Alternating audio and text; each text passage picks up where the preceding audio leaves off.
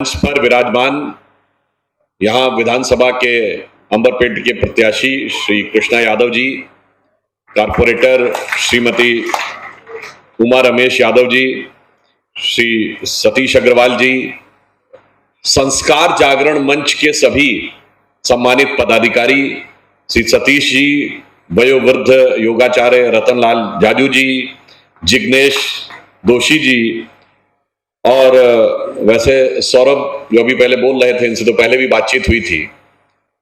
आज हम सब यहाँ एकत्र हैं दीपावली मिलन में, और आप सब ने जय श्री राम का नारा कई बार लगाया, मगर अभी कृष्णा यादव जी बोले हैं तो कृष्णा की जय करवानी है। और वो इसलिए भी जरूरी है कि भाग्य नगर में भाग्य परिवर्तन के लिए उधर जय श्री राम भी होना चाहिए और यहां कृष्णा जी की भी जय होनी चाहिए। जय का मार्ग प्रशस्त होना चाहिए। और यह भी एक संयोग है कि पहले भी यहां किशन रेड्डी जी रह चुके हैं, अब कृष्णा जी आ गए हैं। तो इसका अर्थ यह हुआ कि भगवान भी ये चाहते हैं कि जैसे भगवान कृष्ण ने कहा था कि सभी पुरानी बातों को छोड़कर, सभी मन की शंकाओं दुर्बलताओं को छोड़कर, क्षुद्रम हृदय दौर्बल्यम त्यक्तो तिष्ठ परंतपा, अर्जुन से कहा था समस्त हृदय की दुर्बलताओं को छोड़कर और विजय के लिए प्रस्थान करो। तो हम ये आप सबसे अनुरोध करते हैं कि कृष्णा जी को आप अपना आशीर्वाद दीजिए। और चूंकि ये प्रत्याशी हैं, इनको अनेक प्रकार के कार्य हैं, तो इन्हें प्रस्थान करने की भी अनुमति दीजिए।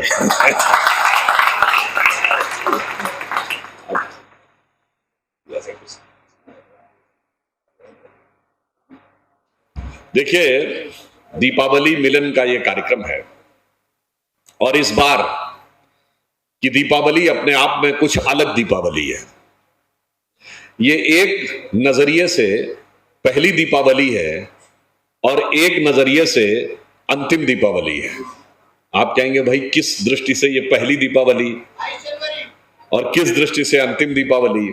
तो उन्होंने एक जवाब दे दिया, भगवान श्री राम लला विराजमान के मंदिर में प्राण प्रतिष्ठा भव्यता दिव्यता के साथ स्थापित होने से पहले की अंतिम दीपावली है, क्योंकि अगली दीपावली तक भगवान पूरे वैभव के साथ और पूरी दिव्यता के साथ विराजमान होंगे।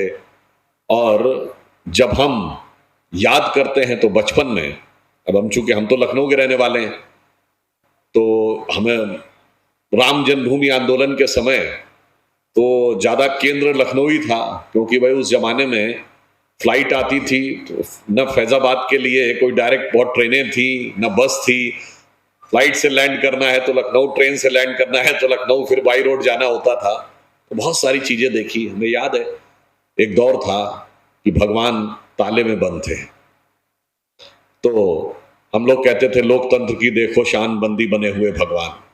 फिर एक दौर आया कि भगवान के मंदिर पे प्रतिबंध लगा हुआ था, तो हम लोग कहते थे कहीं सुनते हो राम तेरी पीढ़ियों का नाम कायरों की सूची में जोड़ देना चाहिए, और तेरे भी जो मंदिर पे प्रतिबंध लगा हो तो हिंदू कहलाना हमें छोड़ देना चाहिए। फिर वो दौर आया कि विवादित ढांचा गया, यानी हम रघुवर की परंपरा से जुड़े, यदुवर की परंपरा से जुड़े और बाबर की परंपरा से पीछा छूटा। उसके उपरांत भगवान टाट के छप्पर में रहे, बहुत दिन तक रहे। अगर वो त्रिपाल थोड़ा फट जाता था, खराब हो जाता था, तो सरकारें उसको बदलने में भी आनाकानी करती थी। कोर्ट जाना पड़ता था, कोर्ट से परमिशन लेनी पड़ती थी, तब ये होता था। वो दौर भी रहा। आपको याद हो जुलाई 2005 में श्री राम जन्मभूमि पे आतंकवादी हमला भी हुआ, और अब इसे संयोग मानिए या दैव योग, जो 2 बम उस टीले के नीचे फेंके गए थे जिसके ऊपर रामलला विराजमान थे, वो बम फटे नहीं।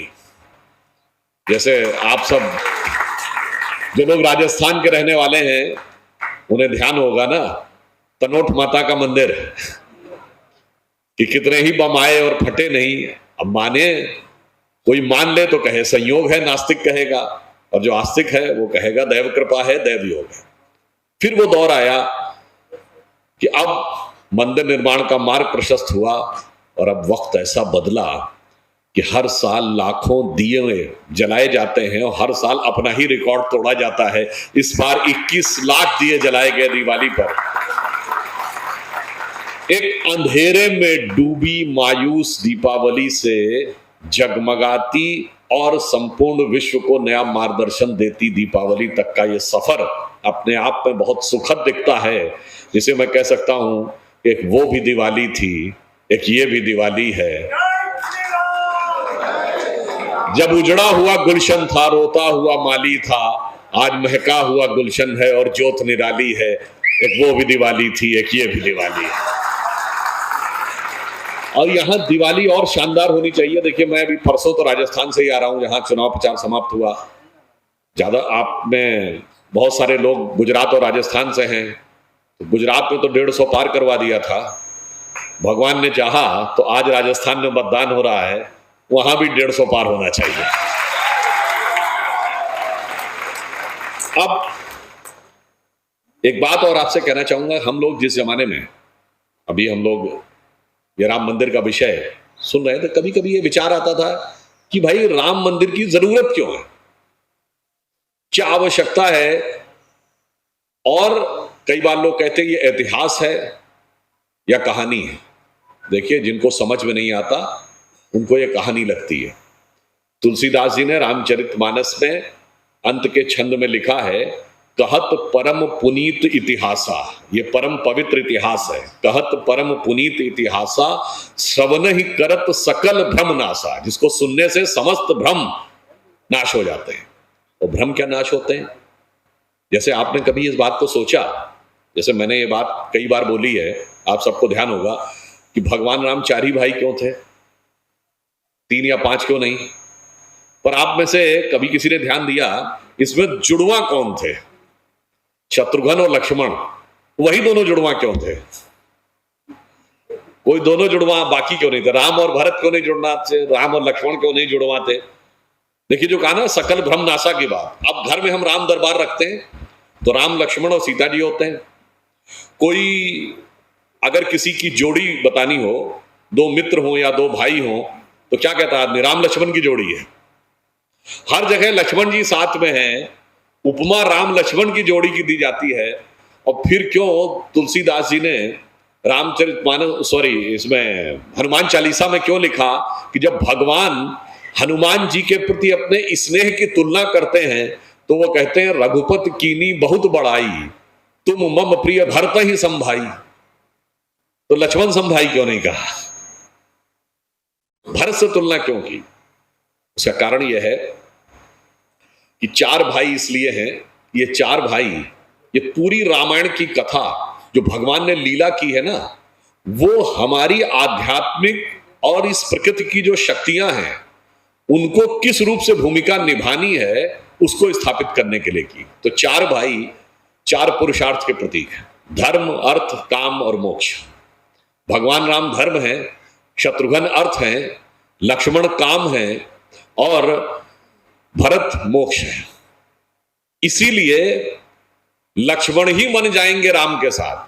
क्यों? काम सदैव धर्म से युक्त रहना चाहिए। समस्त काम मतलब इच्छाएं, समस्त कामनाएं धर्म से कभी अलग नहीं होनी चाहिए। इसलिए लक्ष्मण एक दिन के लिए भी राम को नहीं छोड़ेंगे।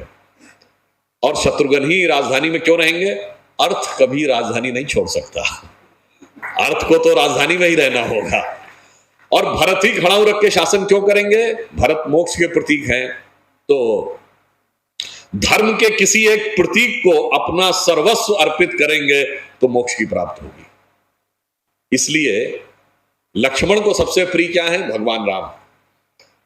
तो देखिए क्या है, लक्ष्मण को सबसे प्रिय राम है, मगर धर्म को तो कामना को सबसे प्रिय क्या होना चाहिए? धर्म।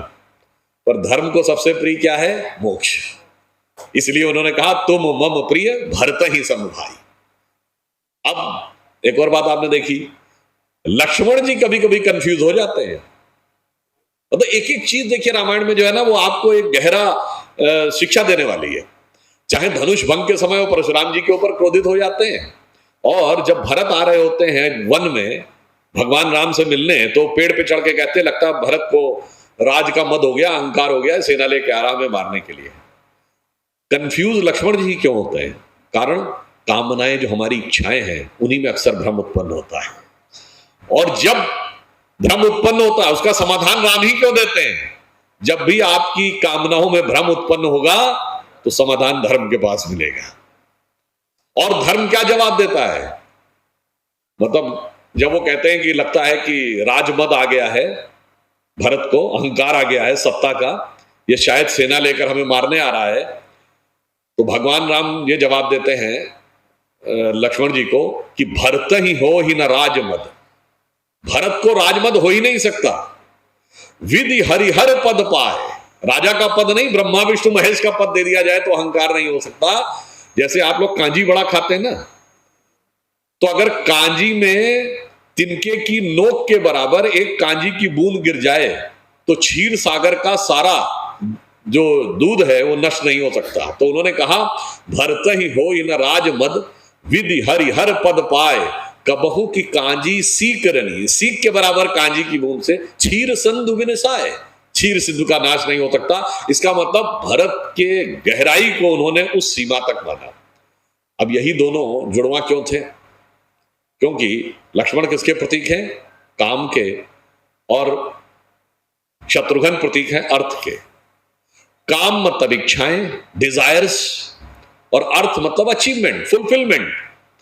तो भाई डिजायर और फुलफिलमेंट तो जुड़वा भाई है। जब डिजायर होगी तो फुलफिलमेंट डिजायर के बगैर हो ही नहीं सकता, और डिजायर होगी तो फुलफिलमेंट का आकांक्षी होगा ही होगा। धर्म अलग रह सकता है, इंडिपेंडेंट, मोक्ष अलग रह सकता है, पर काम और अर्थ तो एक साथ ही जुड़े हुए हैं, इसलिए दोनों जुड़वा भाई। कभी कभी आपको लगेगा, बहुत से लोग कहते हैं साहब राजा दशरथ के तीन रानियां क्यों थी? आप किसी से पूछिए कि तीन रानियां क्यों, दो या चार क्यों नहीं, एक क्यों नहीं? उसका कारण यह है कि भगवान राम ने रावण को मारकर धर्म की स्थापना की। रावण के 10 सिर थे ना, एक सिर कटता था दूसरा उगाता था। इसका अर्थ क्या हुआ? ये 10 सिर हमारे शरीर की 10 इंद्रियों की प्रतीक है, इसीलिए उसका नाम दशानन था, 10 इंद्रियों की बहिर्मुखी पिपासा। तो जब 10 इंद्रियों की एक्सट्रोवर्ट टेंडेंसी का प्रतीक रावण है, एक सर कटता था दूसरा उगाता है, इसका अर्थ हुआ किसी भी इंद्री की एक इच्छा पूरी करिए, immediately it will get replaced by other, even God can not stop it. इसीलिए भगवान नहीं रोक पाते थे। आपके मन में कभी आए, जिसके पास स्कूटर है, जिस दिन कार आ जाती है कहता है कार तो है यार मगर मारुति में मजा नहीं है। जब मारुति आ गई तो कहते हैं अब होंडा सिटी होनी चाहिए, फिर होंडा आ गई तो कोरोला होनी चाहिए, वहां से मर्सिडीज होनी चाहिए, फिर पोर्श होनी चाहिए, फिर आज जाते जाते प्राइवेट जेट होना चाहिए, फिर जेट होने के बाद पता नहीं क्या होना चाहिए। तो इसका कोई अंत नहीं था। परंतु उस प्रवृत्ति को नष्ट कौन करता है? राम। राम शब्द का अर्थ क्या है? रम धातु से बना है, रमनते इति राम, जिसे कहते हैं ना रमता जोगी रमणी के स्थान, मतलब वो है एलिमेंट जिसमें सारी सृष्टि सेटल्ड है, जो होल्ड करता है, जिसमें सब कुछ राम, वो राम है। राम उत्पन्न कैसे होंगे? जब राम हृदय में उत्पन्न होंगे, यानी वो शक्ति उत्पन्न होगी, वो 10 इंद्रियों की एक्सट्रोवर्ट टेंडेंसी को डिस्ट्रॉय करेगी, तब धर्म की स्थापना होगी। राम उत्पन्न कैसे होंगे? राम के पिता का क्या नाम है? दशरथ।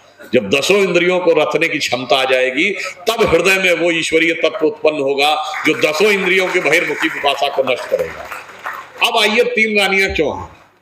दशरथ जब बनना है, 10 इंद्रियों को रखना है, तो सतोगुण, रजोगुण, तमोगुण, तीनों का स्वामित्व, तीनों पर नियंत्रण पाना होगा। इसीलिए कौशल्या सतोगुण है। सतोगुण से कौन उत्पन्न होता है? धर्म। तो कौशल्या के पुत्र हैं राम। अब जो सुमित्रा है वो रजोगुण है। रजोगुण से क्या उत्पन्न होता है? काम और अर्थ। इसलिए लक्ष्मण और शत्रुघ्न मां कौशल्या, मां सुमित्रा के पुत्र हैं। और केकई क्या है? तमोगुण की प्रतीक। मोक्ष कहां मिलता है? तमोगुण के पार जाकर। और एक और बात है, मतलब इसको ऑन द लाइटर नोट कहता हूं, इसका कोई, तीनों में सबसे सुंदर कौन था? केकई।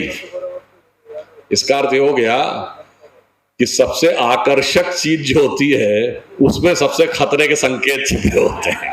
मतलब इसको अन्यथा नहीं लिया है, मतलब मेरा कोई सुंदर महिलाओं के प्रति कोई टिप्पणी नहीं है मगर मैं एक दार्शनिक बात कह रहा हूं, इसलिए बता रहा हूं। और केकई की ही साथी कौन है? मंथरा। सबसे विद्रूप चीज अक्सर सबसे आकर्षक चीज के पीछे छुपी हुई होती है। और राजा दशरथ केकई के ही वचन में क्यों बंध गए थे? कभी भी आप तमोगुण के साथ ही करे हुए किसी करार में ऐसा बन सकते हैं कि धर्म से अलग होना पड़ जाता है, राम से अलग होना पड़ा। इसलिए आप समझिए कि ये कितनी विराट चीज थी ये राम कथा। मैंने तो मतलब एक पक्ष बताया है, इसको आप गौर से देखेंगे तो इसमें हजारों हजार पक्ष हैं। इसलिए मैंने सिर्फ एक बात कही जो तुलसीदास ने ऐसे ही नहीं बोला है, कहत परम पुनीत इतिहासा श्रवण ही करत सकल भ्रम नासा। सुनते सारे भ्रम नष्ट हो जाते हैं। या उसकी एक दूसरी उपमा दी है, जैसे आप देखते होंगे किसी प्लेटफॉर्म के ऊपर बहुत सारे पक्षी कबूतर बैठे रहते हैं, कोई जाकर ताली बजाए तो एकदम से सारे पक्षी उड़ जाते हैं और आपको नीचे की जमीन दिखने लगती है। तो उन्होंने दूसरी उपमा दी है कि राम कथा सुंदर कर तारी, कर की ताली है, संशय विहग, विहग कहते हैं पक्षी को, संशय विहग उड़ावन हारी, यानी मन में जो जो संदेह होते हैं, संदेह के पक्षी जैसे बैठकर आपके मन की जमीन को ढक लेते हैं। राम कथा वो ताली है जिसको बजाते ही वो सब उड़ जाते हैं और वो आपको दिखने लगते हैं।